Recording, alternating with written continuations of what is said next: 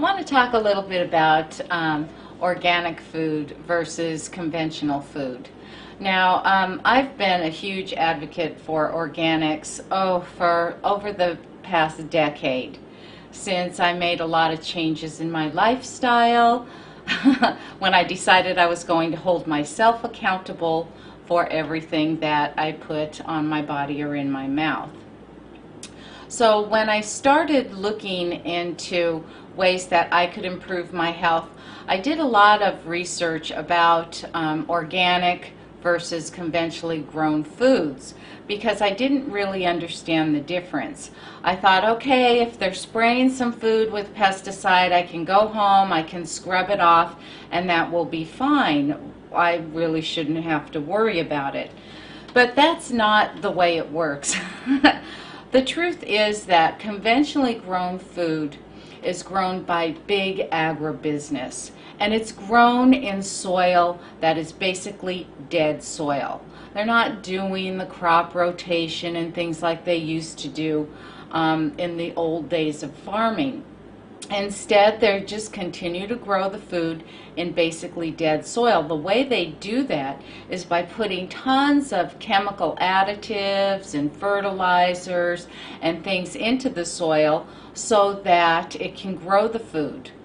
And so not only are we talking about spraying the fields with pesticides, but we're talking about all these chemical fertilizers in the soil that are actually being grown into the food. And one of the main concerns is that, over the years, of course, the things that they spray the foods with, they're always finding new and different herbicides and pesticides and things like that to spray our food with. Well, today, one of the most commonly used is Roundup. In fact, Roundup is used so widely that the amount of Roundup can be measured in the air, the soil, and in our water. And so Roundup is a very powerful weed killer. And there have been numerous studies done on the active ingredient in Roundup, which is the glyphosate, and what that does, how it chelates, preventing nutrients from getting to the plant because it hugs them or chelates. So even if there's manganese and iron and zinc ample in the soil, when it's sprayed with Roundup, the glyphosate will hug it and not let it become available to the plants. So the plants become nutritionally deficient on top of that. So when we talk about things that are organic versus conventionally grown, we're talking a big difference. And people are so hung up on, well, is there that much nutrient differences? And yes, there is. Not only are there differences in the amount of nutrients that are available in the plants we're eating, but also the fact that we are getting exposed to all of these toxins that are being grown either through the soil or being sprayed onto the plant. And the reason that I feel this is so important is because, again, when you're talking about being sick, having cancer, having heart disease, having any serious illness, your immune system is already shot. It's already compromised or damaged in some way. You wouldn't be having these issues. So the main thing is that you need to get good, wholesome nutrition in your body. Not things that are loaded with chemicals, toxins, pesticides, herbicides, all of that. You need good, clean food. Now here's an example, and I love this. My sister sent this to me, and it is the ingredients in a strawberry. So if you'll take a look at this right here, you'll see the ingredients in a conventionally grown strawberry. So take a minute and look at this, and look how many toxins are in that strawberry. It is stunning. Then look at the ingredients of the organically grown one. It's a strawberry. Okay, so we cannot afford to be eating processed foods, foods that have additives, colorings, preservatives, chemicals, dyes, all these other things that if all you have to do is read a label. If you read the label and you don't recognize it, that ingredient as food, guess what? It probably isn't food.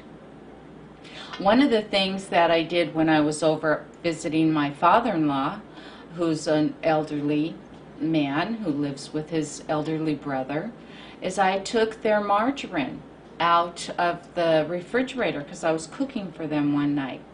And I just wrote down all the ingredients that were listed in the margarine. And all I did was I took the list over to the two of them and I said, okay, I want you to guess what this is. And I just read all the ingredients. Some were very difficult to pronounce, okay? But they had no idea what it was. No idea at all. It was just a huge list of chemicals. And when I told them it was margarine, they laughed. They couldn't believe it.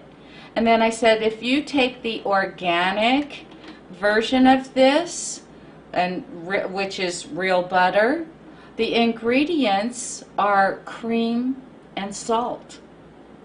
Okay?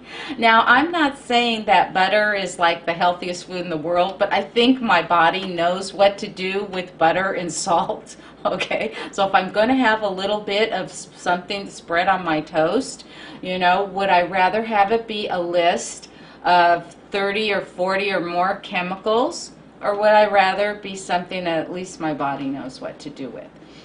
So when I'm talking about organics, and I know people say, oh, the cost, please.